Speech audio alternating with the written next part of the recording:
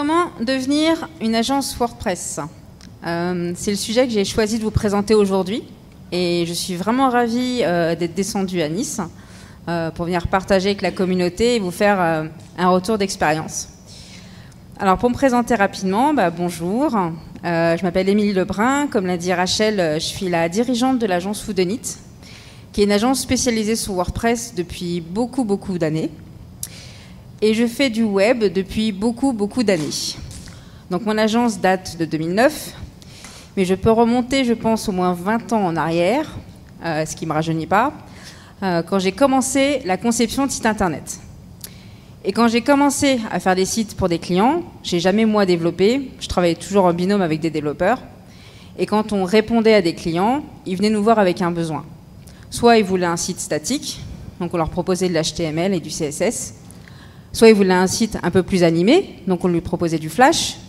Soit ils avaient besoin d'administrer leur site, et c'était le début du PHP et des bases de données.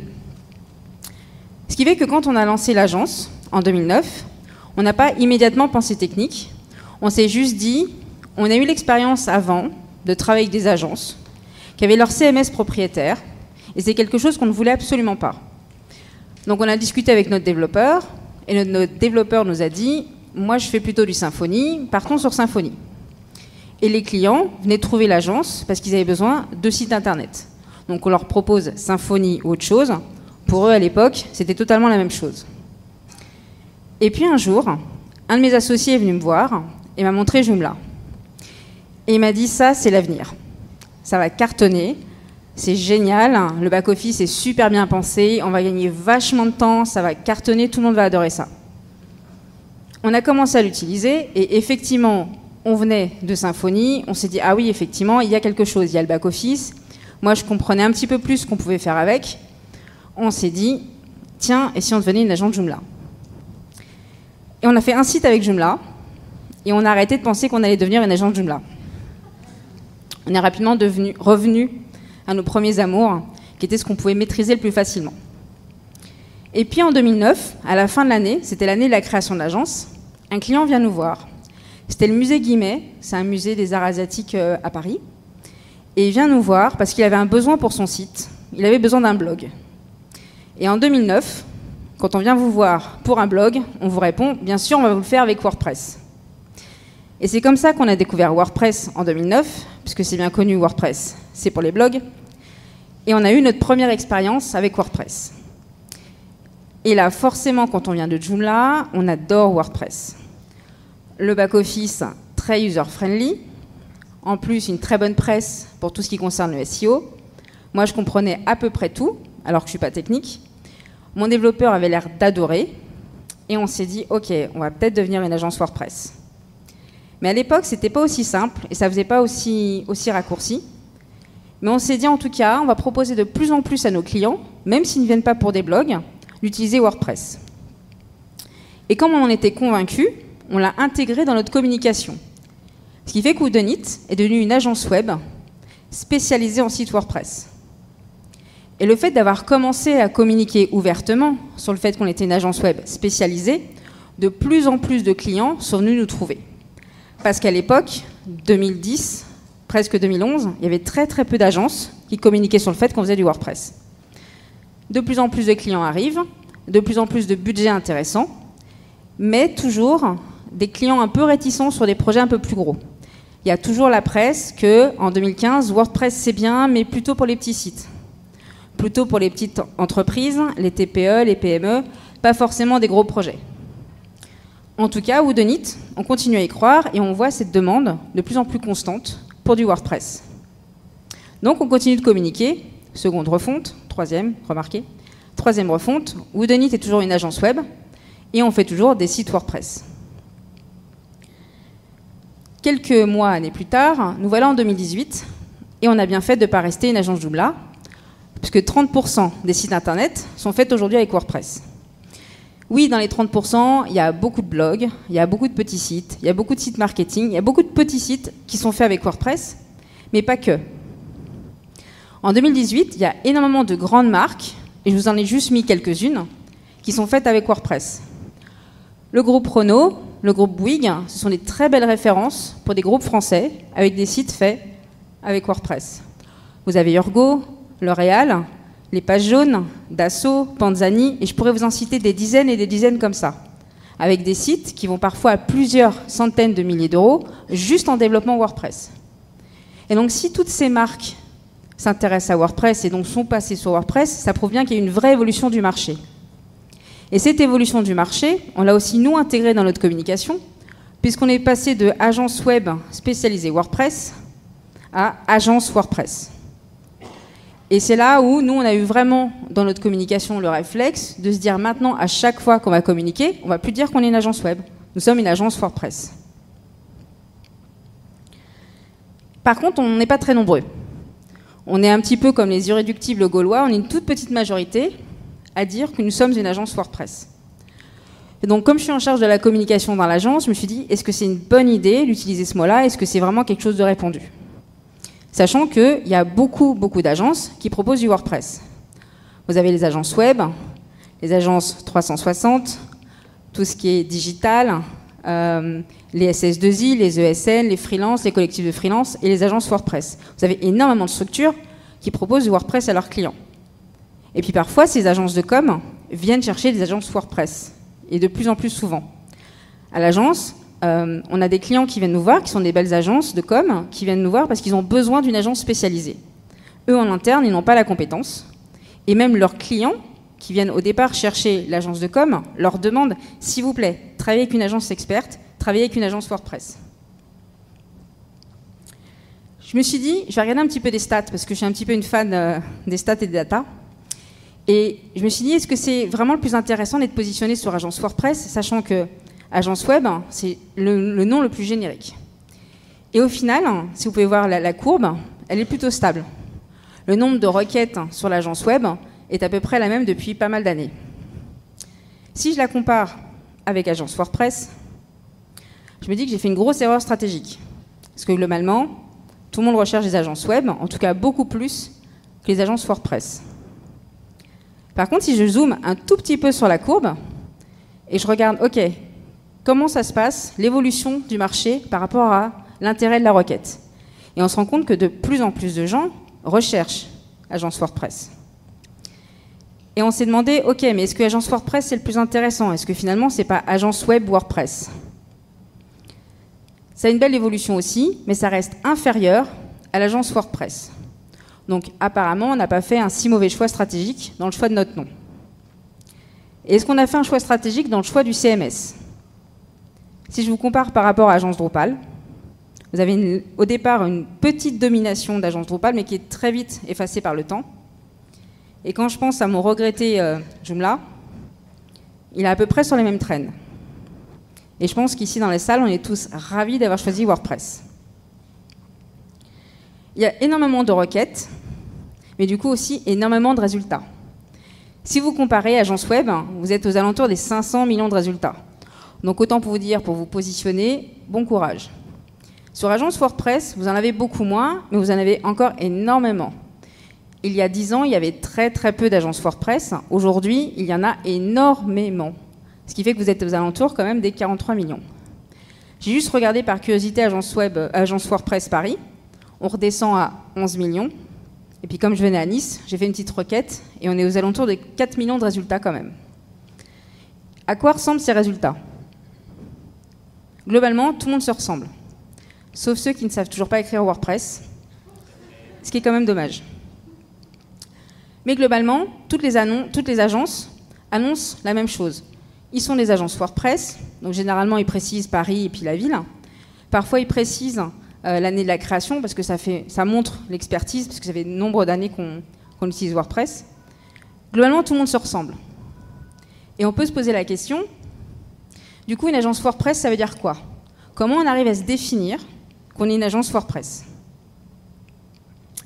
Tout d'abord, être une agence WordPress, c'est se positionner comme un expert. Quand on voit parfois certaines agences qui se disent experts WordPress, mais aussi experts Drupal, mais aussi experts plein d'autres CMS et qui sont 4 dans l'agence, on se dit c'est pas facile d'être expert quand on est aussi peu nombreux et qu'on veut maîtriser autant de techno. Donc avant tout, être une agence WordPress, c'est vraiment être positionné comme un expert et annoncer très clairement, comme vous l'avez vu dans notre communication, on ne fait que du WordPress et on le dit très ouvertement. Et c'est aussi avoir ce positionnement quand un client vient vous voir. Parce que les clients, ils s'y connaissent de plus en plus, en tout cas ils ont l'impression de s'y connaître de plus en plus. Ils vont au WordCamp, ils vont sur les mêmes blogs que vous, et ils vous expliquent, quand ils arrivent pour l'appel d'offres, qu'ils savent déjà quel plugin ils veulent utiliser pour leur site. Ça arrive malheureusement souvent. Et c'est là que vous devez, dès le début, vous positionner comme c'est vous l'expert, c'est vous l'agence WordPress, et c'est vous qui savez pourquoi il faut utiliser tel plugin ou tel thème, et pourquoi il ne faut pas. Et c'est très important de conserver ce rapport de force avec votre client, parce que s'il commence à penser qu'il en sait plus que vous, c'est fini jusqu'à la fin du projet. Donc être une agence WordPress, c'est en premier se vraiment positionner comme expert, et c'est aussi connaître les limites.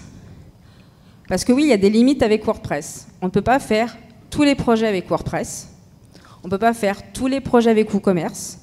On est obligé, quand un client vient nous voir avec un site qui n'a rien à voir avec le contenu pur, donc ils veulent des jeux en ligne, des jeux concours, et qui veulent utiliser WordPress parce que c'est tendance en ce moment, c'est notre rôle de leur expliquer que non, je suis désolée, on ne peut pas faire ça avec WordPress. Donc connaître les limites de l'outil est indispensable. Mais aussi connaître ses propres limites. Parce que ce n'est pas parce que vous êtes une agence WordPress depuis des années et que vous avez fait plus d'une centaine de projets que vous êtes un expert sur tout ce qu'on peut faire avec WordPress. Par exemple, on a cherché pendant très longtemps à se positionner comme une agence WooCommerce. Ça nous intéressait d'être vraiment sur le secteur e-commerce. WooCommerce avait l'air d'avoir plein de choses intéressantes à proposer, même si le marché français, on est quand même pas mal sur PrestaShop. Après quelques projets avec WooCommerce, on a très vite compris quelles étaient nos limites par rapport à ce plugin et jusqu'où on souhaitait ou pas aller. Et c'est vraiment très important, avant de vous engager sur un projet, de bien connaître vos limites et les limites de votre équipe. Et pour parvenir à faire ça, au final, être une agence WordPress, c'est penser WordPress dès le devis. Dès le premier rendez-vous avec votre client, quand il vient vous voir avec un cahier des charges, avec une expression de besoin, il faut absolument déjà anticiper comment on va faire ça avec WordPress. Est-ce que c'est possible? Est-ce qu'on l'a déjà fait? Est-ce que ça va fonctionner? C'est votre rôle en tant qu'expert. Par exemple, on passe beaucoup de temps à identifier dès le cahier des charges, est-ce qu'on va utiliser un thème existant? Est-ce qu'on va faire du sur-mesure en fonction de son budget? Est-ce qu'on va utiliser des plugins déjà existants? Est-ce qu'on va tout faire sur mesure? Est-ce que ça va fonctionner par rapport aux besoins du client? Et pour parvenir à faire ça, il faut avoir toute l'équipe qui participe au devis. Et c'est quelque chose qui a beaucoup évolué dans notre agence, parce qu'au départ, comme dans beaucoup d'agences, on avait surtout un directeur clientèle qui faisait les devis. Et donc c'est lui qui recevait le client, qui analysait le besoin, parfois avec le développeur, et je dis bien parfois, et qui répondait au client. Résultat des courses, la plupart des projets ont dépassé le temps, soit on tombait sur des loups après. Bref, les projets ne se passaient pas forcément très bien. Et au final, on s'est dit qu'être une agence WordPress, c'est vraiment avoir toute l'équipe qui, dès le début, va parler au client et en fonction de chacun sa spécialité, va pouvoir contribuer au devis. Et pour réussir à faire ça, il faut que toute l'équipe de l'agence pense WordPress et pas uniquement la partie dev, comme on peut voir parfois dans certaines agences. Le directeur clientèle, le chef de projet, le designer, tout le monde doit connaître WordPress par rapport à son métier. Chaque personne qui va intervenir sur le site doit parfaitement connaître WordPress. Je vais vous donner un exemple qui est un changement qu'on a fait assez récemment dans l'agence. Ça, c'est l'organisation que vous allez trouver dans la plupart des agences web. Vous allez trouver un web designer, un dev front et un dev back. Il y a quelques mois, l'équipe est venue me trouver en me disant « c'est pas très logique d'avoir cette organisation parce qu'on est une agence WordPress. Donc on va arrêter d'avoir ces profils-là dans l'agence. On va décider plutôt d'avoir un thème designer dont le poste, ça sera de créer le thème pour le client, le thème développeur, dont le métier, ça sera de la création technique du thème, l'intégration, son rendu. Et puis, on va avoir des plugins dev. Donc, eux, leur fonction, ça sera vraiment tout ce qui va être développement de plugins, développement spécifique, s'il faut faire des liens avec des API, des développements particuliers. Et puis, vraiment aussi la survie de notre thème et de tout notre environnement technique. Et puis quelque chose qui était important pour moi depuis très nombreuses années, c'était que la personne en charge d'intégrer les contenus en back-office, ça soit ni le chef de projet, ni le développeur. Parce que ce n'est pas le rôle d'un dev de rentrer des contenus en back-office. Donc pour ça, on a une personne qui est contributrice, c'est le parfait nom pour ça, qui est là pour intégrer les contenus pour les clients. Et donc en faisant cette organisation, on s'est dit qu'on était vraiment devenu une agence WordPress parce qu'on colle vraiment à la logique du CMS. Petit exemple d'un petit document qu'on utilise pour les chiffrages en interne. On se fait une petite réunion avec les différents profils qui vont intervenir sur le projet. Et puis en fonction des besoins, on va se dire, OK, que va faire le thème développeur? De quoi va se charger le custom dev? Est-ce qu'on va faire une formation et un petit peu de conseils quand même et dans mon projet d'accompagnement, gestion de projet. Et donc à chaque fois qu'on doit faire un chiffrage en équipe, on va identifier qui fait quoi et qui fait quoi dans quel ordre et jusqu'où on va aller. Et le fait de faire ça, on a des projets beaucoup mieux organisés dès l'avant-vente et surtout beaucoup moins casse-gueule en termes techniques. Et du coup, au final, être une agence WordPress, c'est vraiment penser WordPress tout au long de la conception. Ce qui fait que si on intervient pour une agence de com, il est hors de question qu'on intervienne une fois que les maquettes sont validées par le client. Et c'est vraiment des conditions qu'on va valider avec l'agence avant qu'on s'engage. C'est d'être sûr que, OK, est-ce qu'on pourra parler directement au client? Est-ce qu'on pourra valider les maquettes avant qu'elles soient validées par le client? À quel point on va vous accompagner sur le design? Et c'est là où avoir un profil de thème designer peut être intéressant, parce que vous pouvez accompagner le directeur artistique de l'agence, qui ne connaît pas forcément WordPress, avec votre expertise. Et vous assurer que ce qui va arriver, et ce qui va du coup arriver à vous pour le développement, va fonctionner. Je ne sais pas si ça vous arrive de travailler avec des agences de com, mais parfois vous avez des agences de com qui sont plutôt print, et qui vous amènent des maquettes et qu'on vous demande de faire du WordPress avec. Pensez WordPress pendant toute la conception, c'est toujours adopter les bonnes pratiques. Les connaître, c'est indispensable. Ça peut paraître très générique, mais c'est indispensable de toujours adopter les bonnes pratiques de WordPress. Si vous ne respectez pas le fonctionnement et le cœur de WordPress, votre site ne sera pas stable, il ne sera pas maintenable, et ça ne fonctionnera pas. C'est indispensable de connaître ces bonnes pratiques et de vous assurer que toutes les personnes dans l'équipe qui vont contribuer au projet connaissent ces bonnes pratiques. Et on se rend compte qu'au final, il y a très peu de personnes qui connaissent ces bonnes pratiques parce qu'on récupère de plus en plus de sites en maintenance. Et quand vous récupérez des sites en maintenance qui sont faits par d'autres agences ou des développeurs en freelance, vous vous rendez compte que ce n'est pas forcément évident pour tout le monde de comprendre comment on développe correctement avec WordPress. Et c'est quelque chose que je n'ai pas du tout vu arriver quand on a choisi ce positionnement d'agence WordPress, c'est qu'on a dû penser maintenance. Moi, dans mon souvenir de vieille, la maintenance des sites, c'était que de temps en temps, les clients viennent vous voir avec une nouvelle demande. Il y a une nouvelle fonctionnalité, rajouter de nouveaux contenus. En fait, quand vous êtes une agence WordPress, il faut penser à la maintenance du site, à la maintenance des plugins, à la maintenance du corps. Vous êtes obligé de penser forcément maintenance quand vous êtes une agence WordPress. Du coup, comme j'adore les datas, je suis allée voir un petit peu les résultats et je me suis rendu compte qu'au final, de plus en plus de gens qui cherchaient agence WordPress, il y avait aussi de plus en plus de gens qui cherchaient le mot-clé maintenance WordPress ou support WordPress. Ce qui montre bien que les deux vont ensemble. Vous êtes obligé, si vous faites de la création de site, malheureusement, de aussi penser support et maintenance. Et cette année, dans notre chiffre d'affaires, ça s'est traduit comme ça. On a un peu plus de la majorité de notre chiffre d'affaires qui est la création de site et 42% de la maintenance. Pour arriver à 42% de maintenance, ça veut aussi dire qu'on ne maintient pas que nos propres sites. Et c'est la seconde vague qu'on n'avait pas non plus anticipée forcément, qui était cette demande de plus en plus de grands groupes qui arrivent avec 5, 10, 15 sites à maintenir, qui ont été réalisés par des agences qui n'étaient pas forcément les agences WordPress et qui aujourd'hui se rendent compte qu'ils ont besoin d'experts pour leur site. Et ils arrivent avec leur site et vous disent « S'il vous plaît, est-ce que vous pouvez assurer la maintenance ?»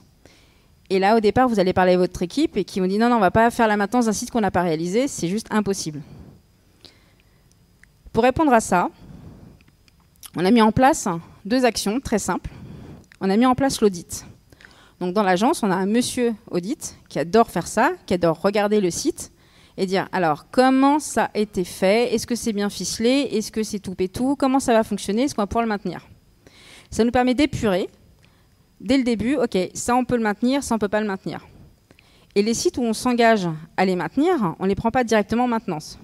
On explique aux clients, ok, voilà tout ce qu'il va falloir mettre à niveau pour être sûr que votre site soit maintenu par notre agence.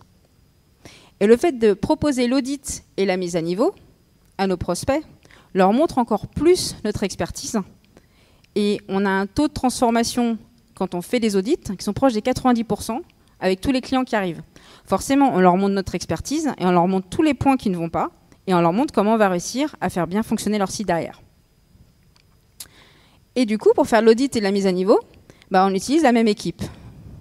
Ce qui fait que pour la même équipe de mes devs, ils font de la création de sites, de l'audit, des conseils, des formations, de la TMA, de la maintenance, du post-hack. Et je pourrais vous citer plein d'autres choses qu'ils font aujourd'hui dans leur quotidien.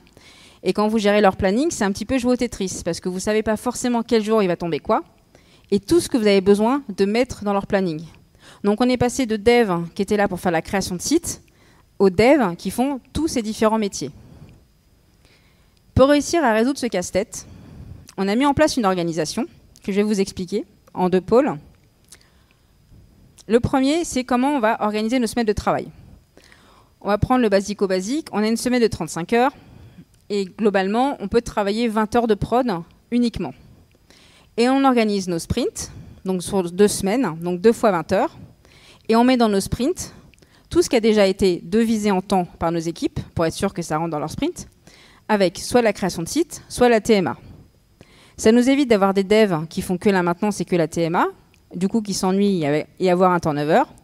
Ça nous permet aux gens qui font des sites d'avoir un petit peu d'alternance quand ils sont sur des longs projets avec d'autres projets à côté et de réussir presque à tout faire rentrer. Et on conserve 10 heures par semaine qui ne sont pas du tout utilisées pour faire de la prod. Elles sont utilisées pour faire de la veille, des réunions sur des projets, des réunions en interne pour faire monter en compétence les collègues et pour être sûr qu'au final, on est tous le même niveau dans l'agence. Et cette organisation très agile nous permet d'intégrer différents travails comme ça, toutes les 2 semaines, et à peu près tout absorber. Mais cette organisation-là ne suffit pas. On a aussi mis en place une autre organisation par rapport au profil. On a décidé que la maintenance des sites, ce n'était pas un travail de développeur.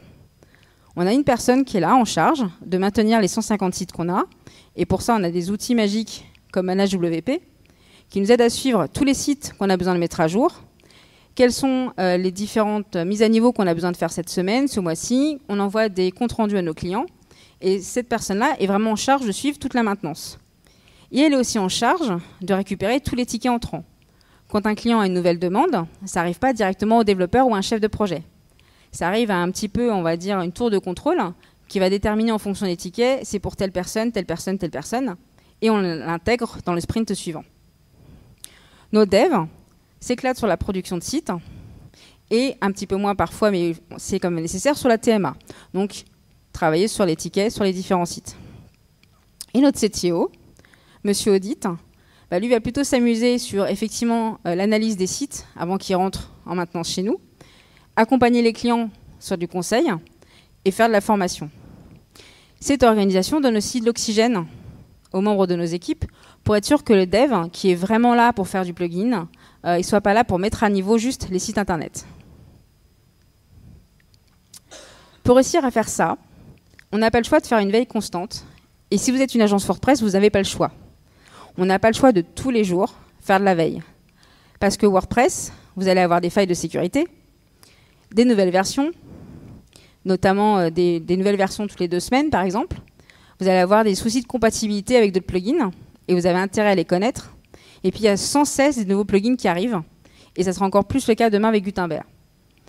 Vous n'avez pas le choix de faire cette veille. Si vous ne faites pas cette veille, vous ne pouvez absolument pas assurer la maintenance des sites, et encore moins être expert quand vous accompagnez le client en avant-vente.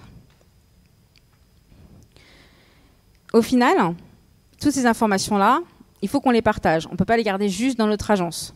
Donc c'est pour ça qu'on vient des WordCamp, c'est pour ça qu'on fait des réunions en interne, c'est pour ça qu'on essaye au maximum d'échanger avec nos confrères, parce qu'une agence WordPress, c'est aussi participer et collaborer avec d'autres personnes. Ces échanges d'informations avec d'autres experts, d'autres agences WordPress comme vous, sont indispensables pour réussir à garder le niveau. Et on en revient au sujet de la contribution. Contribuer à WordPress, c'est aussi un bon moyen de vous assurer de rester une agence WordPress et de comprendre votre écosystème. J'ai beaucoup de mal à comprendre les agences qui font du WordPress et qui ne viennent pas à des WordCamp, qui ne fassent pas de contribution, comme ils arrivent à suivre l'actualité et à rester compétentes. Je vais poser une petite question. Combien de personnes connaissent Gutenberg dans la salle? je suis rassurée.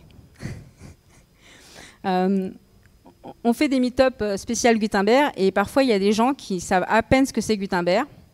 Gutenberg arrive très bientôt. Et pour nous, être une agence WordPress, c'est vraiment être prêt pour Gut.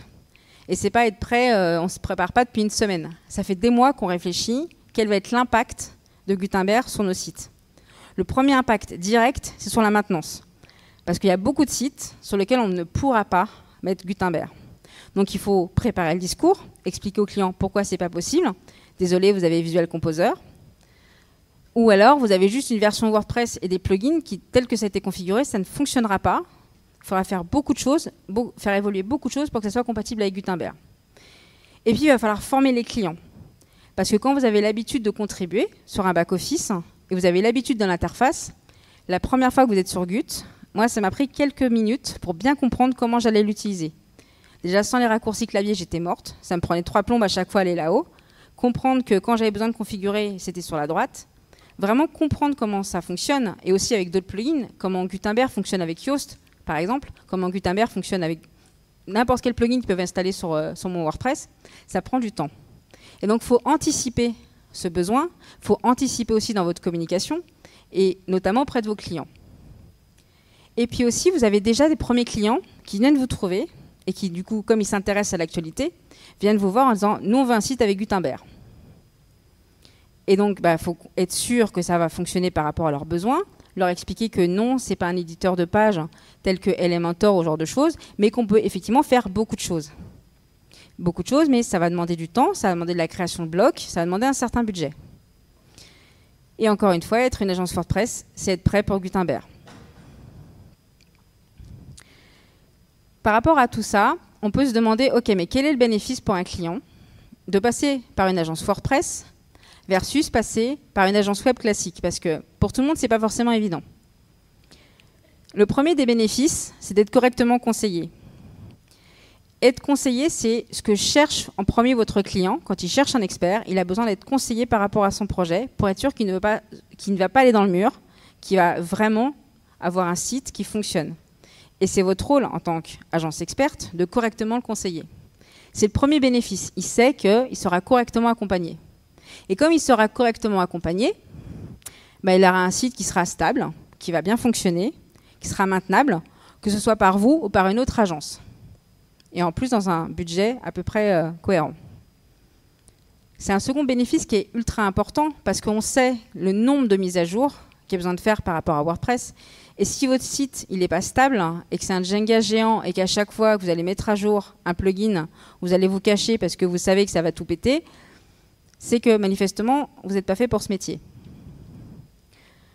Le dernier bénéfice, au final, et c'est le premier qu'on peut mettre en avant quand on discute avec nos prospects, c'est que vous allez avoir un site de qualité. Parce que le site sera pensé WordPress. Que ce soit de l'intégration des contenus, le design, le thème, tout sera pensé pour que ça fonctionne avec WordPress. Et c'est vraiment la garantie qu'on peut apporter, nous, en tant qu'experts.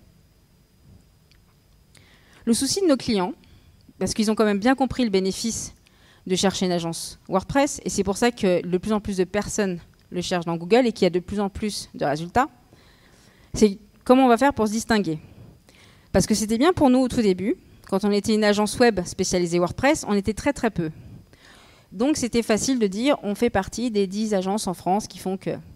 Et puis on est passé des 10 agences en France à on fait partie des 10 agences sur Paris. Et après on dit on fait partie des plus grosses agences sur Paris. Et on fait partie des plus vieilles agences sur Paris. Et plus ça va, plus le discours devient difficile et plus ça devient dur de se distinguer. Et pour un client, distinguer la vraie agence WordPress d'une agence WordPress qui n'est pas vraiment une agence WordPress, c'est pas forcément évident. Donc comment on peut faire, nous, pour se distinguer des autres, et comment le client peut lui aussi distinguer ce qui est une vraie agence WordPress ou pas. On va commencer par la base, savoir écrire WordPress. Je ne sais pas à quel point nos clients ils sont sensibles et à quel point nos clients perçoivent que l'agence, comment elle peut être expert alors qu'elle ne sait pas écrire WordPress. Je ne m'en rends absolument pas compte, je n'ai pas de data là-dessus, je voudrais beaucoup en avoir. En tout cas, c'est la règle number one. Déjà, être une agence WordPress, c'est savoir l'écrire. Ensuite, ce qui va vraiment rentrer en ligne de compte, le premier, c'est vos références. Est-ce que vous avez des références dans le même secteur d'activité que votre client? Est-ce que vous avez des références dans le même type de site, sur WooCommerce, sur des gros sites d'actualité? Quelle est la taille de l'agence? Parce qu'en fonction de la taille de votre agence, vous pouvez prendre des projets plus ou moins grands. Parce que plus vous avez des gros budgets, plus ça va étouffer votre production. Donc, il faut mieux faire attention à ça quand vous acceptez des contrats. Et de la même façon, un client qui vient vous trouver qu'un budget de 60, 70, 100 000 cas, il va faire aussi, bien sûr, attention à la taille de votre agence. Il ne va pas confier ça à un petit studio de créa où vous n'êtes que 3 personnes. Il va regarder les références, la taille et aussi les types de profils. C'est pour ça que c'est intéressant de vraiment vous positionner en tant que thème dev ou plugin dev. C'est que le client va immédiatement identifier que ce sont les mêmes codes, les mêmes noms que celui que lui connaît en fait. Et il va se dire, ok, donc ils font vraiment du WordPress. Et le dernier point, c'est la contribution, qui est quelque chose qui est très important. Et je reviendrai juste suite après. Mais en fait, tout de suite. La contribution est quelque chose de très important. Et n'importe quelle contribution est importante. Venir à un WordCamp fait de vous un meilleur expert que quelqu'un qui ne vient pas à un WordCamp. C'est l'occasion pour vous d'échanger avec des éditeurs de plugins, de voir des conférences, de monter en compétences. Et plus vous connaissez l'écosystème, mieux vous pouvez conseiller le client. Et en plus, c'est quelque chose que vous pouvez vous valoriser auprès des clients. Et c'est aussi quelque chose qu'on n'avait pas vu arriver, c'est d'être en appel d'offres et que votre client vous dit « Ok, mais vous faites de la contribution ?» C'est-à-dire, vous participez à des WordCamp, est-ce que vous faites ce que vous codez, qu'est-ce que vous faites en fait? Et là, vous allez lui expliquer que oui, vous organisez des WordCamp, vous êtes speaker à des WordCamp, ou alors vous participez, vous êtes dans les groupes pour participer sur le core contribution par exemple, où vous avez patché la veille sur un nouveau thème, une petite faille que vous avez repérée. Et le fait de montrer ça aux clients, ça les rassure parce qu'ils disent « Ok, si vous faites de la contribution, vous êtes vraiment une agence WordPress. » Et la contribution, c'est aussi respecter l'esprit de WordPress parce que WordPress est gratuit. Et vous l'utilisez et il continue d'exister parce que chacun à travers la planète contribue à ce CMS. Si on arrête de contribuer, je ne suis pas sûre que ça tienne très longtemps. Par exemple, je suis très curieuse de voir l'évolution du fork de WordPress sans Gutenberg.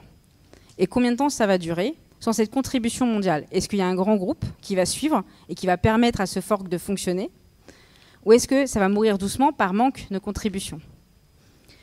Et encore une fois, la contribution peut avoir n'importe quelle taille. Vous pouvez écrire des articles, écrire des livres blancs, organiser des meet-up. Quoi que ce soit à votre niveau est intéressant à valoriser auprès de votre prospect. De notre côté, on réfléchit depuis plusieurs mois comment on va nous se différencier. Parce qu'on est de plus en plus nombreux à avoir une agence d'à peu près de notre taille et proposer à peu près les mêmes styles d'expérience. Comment, aujourd'hui, on peut réinventer une expérience qui reste toujours la même au final pour un client? Il cherche une agence expert WordPress, on le conseille, le projet se passe bien. Ok, très bien, mais on n'est pas les seuls à faire ça. Il y a plein d'agences sur Paris, il y a plein d'agences partout en France qui font la même chose. Du coup, on commence à réfléchir à, ok, comment on peut proposer une expérience différente? Une expérience dans l'approche, donc aller très très loin sur les besoins du client, avec des backlogs et des user stories très poussés. Est-ce que ça va être une expérience différente en back-office? L'arrivée de Gutenberg nous pose pas mal de questions sur comment ça va changer l'ambiance pour les clients quand il arrive en back-office. Est-ce qu'on doit vraiment personnaliser un maximum? Est-ce qu'on doit lui laisser plus ou moins de souplesse? Comment faire pour proposer une expérience différente? Et au final, est-ce que le plus important, qui était devenu maintenant la technique, donc le fait que le client cherche une agence WordPress, est-ce que demain, ça ne sera pas que l'agence WordPress passe au second plan? Est-ce que le client cherche, c'est avant tout une expérience client satisfaisante? Est-ce que c'est pas ça en premier que demain, il cherchera auprès des agences? Merci pour votre attention et je serai ravie de répondre à toutes vos questions.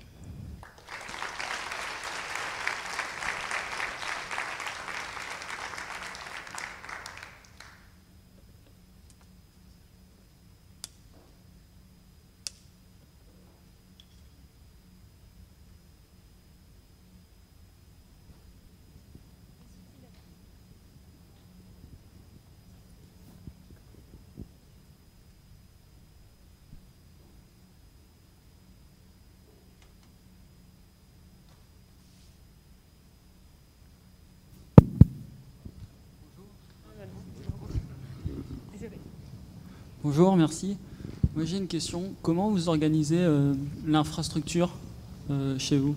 Vous avez parlé de plugin développeurs, de thème développeurs, mais côté infrastructure, quand vous avez des gros clients qui nécessitent une infra spécifique avec un load balancing et d'autres... Comment s'organise? Ça, c'est une parfaite question pour mon directeur technique. Il se cache où? JB, je te vois. Si tu veux répondre à la question, ça peut être super intéressant. Ça arrive. Il y a un micro là, si tu veux. Non, c'est bien, on est en famille. C'est vrai. En fait, on a personne dédié à l'infra, tout simplement parce que c'est pas notre métier. Aujourd'hui, en fait, quand on a besoin, alors on se repose énormément sur des hébergeurs, dont certains sont sponsors de ce WordCamp et sont de très bons hébergeurs, qui peuvent nous aider là-dessus, qu'on peut missionner quand on a vraiment des besoins spécifiques. Mais de notre côté, on n'a personne dédié à l'infra. On a un custom dev donc qui fait pas mal de DevOps quand même et qui commence à s'y intéresser parce que de temps en temps on a des besoins en fait là-dessus, mais c'est pas une spécialisation de l'agence et on prévoit pas d'en faire une spécialisation de l'agence a priori pour l'instant. Ça te va? Pratique, super, c'est top. Vous voyez, toujours avec moi, ça peut...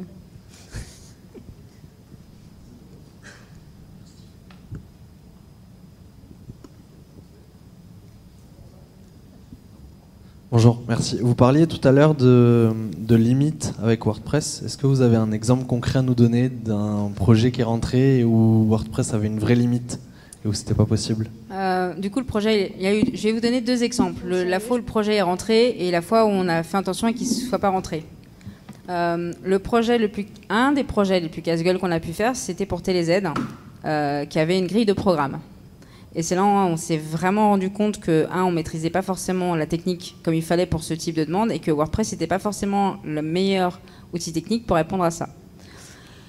Le second exemple où on a refusé immédiatement, c'était pour un site, il me semble que c'était pour des jeux.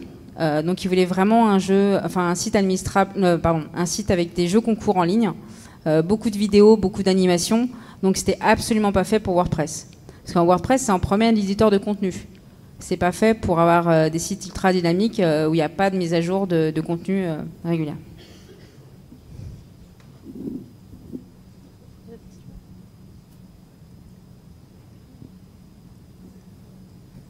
Bonjour, merci. Dans le cas de sites web pour grands comptes, est-ce que vous mettez en place des mesures de sécurité spécifiques? Encore une question technique. Donc il faut savoir, je suis toujours accompagnée de mon CTO parce qu'il y a toujours des questions techniques. Bravo. Qu'est-ce qu'on fait en termes de sécurité par rapport à nos clients, notamment par rapport aux grands comptes? Comment on travaille là-dessus? Alors, c'est vrai que ça rejoint un peu la question sur l'infrastructure. En revanche, de notre côté, en fait, on ne garantit pas de sécurité au niveau des serveurs, vu qu'on n'a pas de personnes chargées de l'infrastructure, encore une fois. En revanche, au niveau de l'applicatif CMS, évidemment, bien sûr, on est chargé de la sécurité de cet applicatif. Et donc, de ce côté-là, on travaille beaucoup avec, évidemment, des extensions, auxquelles on rajoute du code maison, de notre côté, qui vient un petit peu de nos expériences, à la fois heureuses et malheureuses, comme toute agence peut en avoir eu. J'ai pas vraiment d'extension à recommander parce que c'est quelque chose qui est assez mouvant de notre côté. On utilise certaines extensions du marché, françaises ou internationales, ça dépend des fois. Et de ce côté-là, en fait, on récupère aussi beaucoup de code qu'on intègre directement à notre base de code. Je sais pas à qui je parle.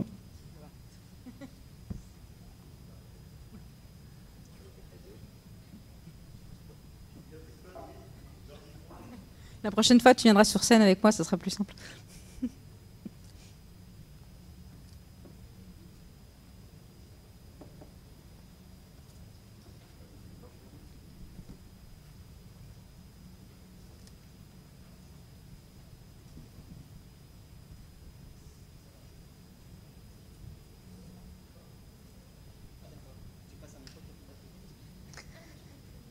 Ouais, pour poser une question. Merci Émilie, c'était très intéressant, naturellement, ça m'a plu. Je voulais juste savoir, parce que moi, où j'habite, là, je me rends compte qu'il y a de plus en plus de sites qui sont développés par des agences qui sont positionnées métiers. Par exemple, le cinéma près de chez moi, c'est une agence qui fait que des sites pour des cinémas, ou des gîtes, pour qui j'avais l'habitude de travailler, qui maintenant passent par des sociétés qui ne font que des sites pour les gîtes. Est-ce que toi, tu as prévu d'avoir comme ça un positionnement un peu plus métier ? On y avait réfléchi à un moment, parce qu'on faisait beaucoup de sites dans l'industrie agroalimentaire. C'était super sexy, on a fait les viandes, les bœufs, les moutons, tout ça. Et en plus, comme notre équipe est principalement végétarienne, végane, ils ont adoré. Voilà, donc on s'est posé la question, on s'est dit, ok, est-ce qu'il y a une opportunité marché aussi de spécialiser ? Aujourd'hui, c'est pas du tout un positionnement qu'on prend, notamment parce que les demandes qu'on a sont tellement variées qu'on ne se dit pas forcément que c'est une nécessité du marché. Mais effectivement, c'est une question très intéressante. Mais aujourd'hui, non, on n'a pas choisi. On a éventuellement pensé à une spécialisation WooCommerce. C'était le seul vraiment spécialisation qu'on avait envisagée. Mais aujourd'hui, on préfère avoir cette variété de clients. Sinon, je pense qu'on s'ennuierait un peu. Enfin, je ne sais pas ce que tu en penses, Rachel, mais oui. Site institutionnel, oui, tout à fait. C'est plutôt pas mal, les sites institutionnels. On évite les veaux, les vaches et les cochons. C'est ça ? Ouais.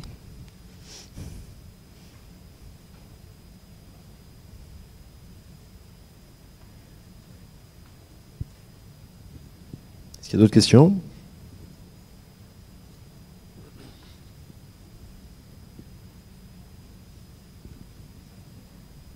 Oui, rebonjour. En fait, moi, j'aimerais avoir quelques précisions sur les bonnes pratiques WordPress à connaître. Merci. Alors, on a combien de temps ? Il y en a tellement. Et après, ça dépend de votre métier, ça dépend de ce que vous faites avec WordPress. Mais déjà, de base, respectez comment ça fonctionne, comment c'est architecturé. Vous ne commencez pas à renommer les noms des fichiers, les noms des templates, créer vos propres répertoires.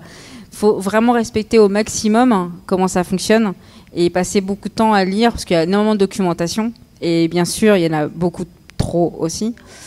Mais effectivement, il y a beaucoup de choses et beaucoup trop de choses pour que je puisse vous répondre comme ça sur scène, mais ça ferait l'objet d'une super conf. Ouais, carrément.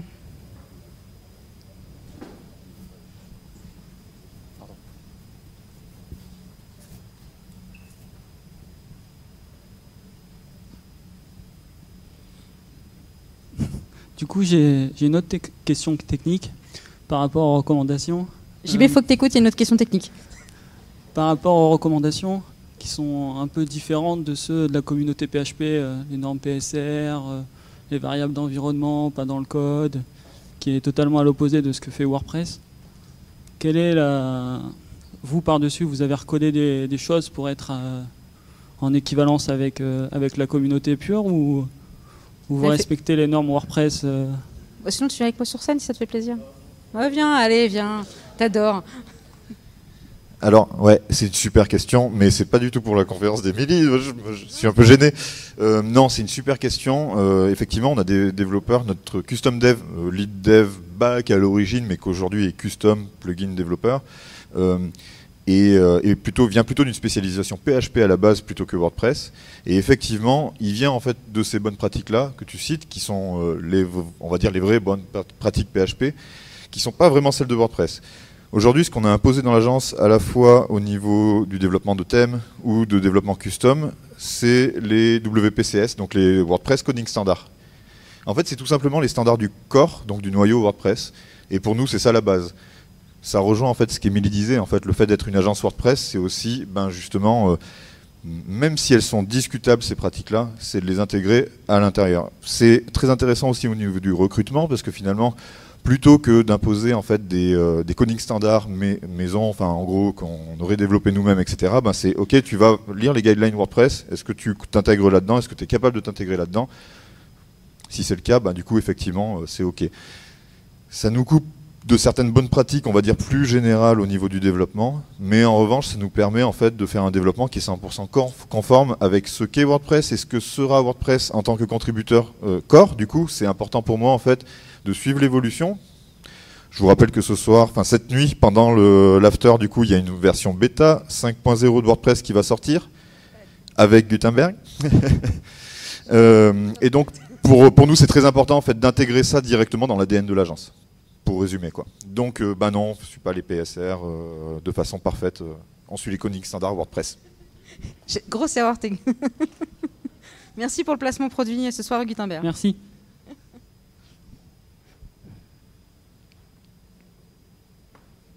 Une autre question ou on part faire une petite... Ah, tiens, monsieur Butiger. Comment je gère la performance? Non. Dommage. Non, tu parlais de diversification. Est-ce que tu as déjà vu des agences se positionner sur un peu plus par les markets sur du Facebook Ads, localisation ou peut-être du LinkedIn pour trouver des clients? Pas énormément. Un petit peu, mais pas sur mon écosystème. Plus sur des petits budgets, des petits sites, des petits clients, mais pas sur des comptes entreprises. Ouais, ce serait pas intéressant pour des gros comptes Je ne sais pas si LinkedIn plus, mais je ne sais pas si les clients cherchent beaucoup des agences comme ça. Nous, ce qui est sûr, ce qui fonctionne globalement, c'est surtout le référencement. Donc les gens qui tapent agence WordPress. Après, Facebook, je ne suis pas sûre que les grands groupes soient dessus, mais c'est une bonne question. Peut-être que ça sera demain une bonne pratique. Merci.